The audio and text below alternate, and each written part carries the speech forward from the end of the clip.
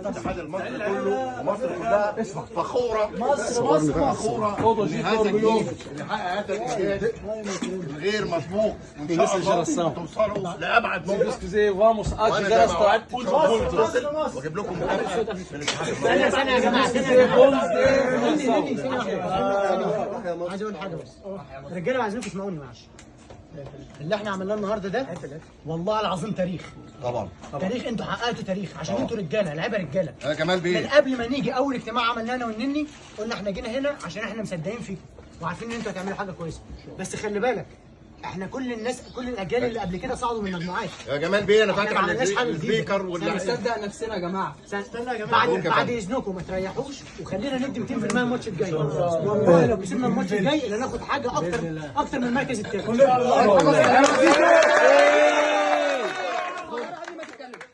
نصدق نفسنا والله العظيم ندوس على اي حد، بس نصدق ان احنا نقدر نكسب اي حد. نصدق. ايوه شامبر يا شامبر.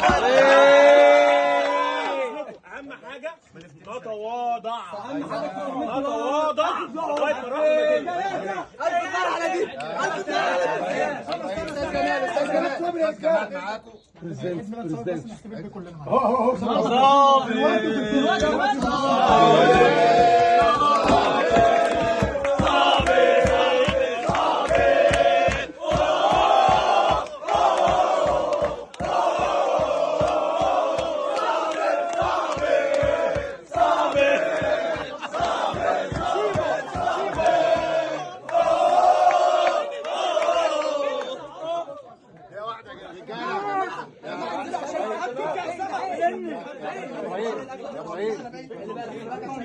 معاكم. خلي بالك عشان الاكل. ايوه يا استاذ جمال معاك.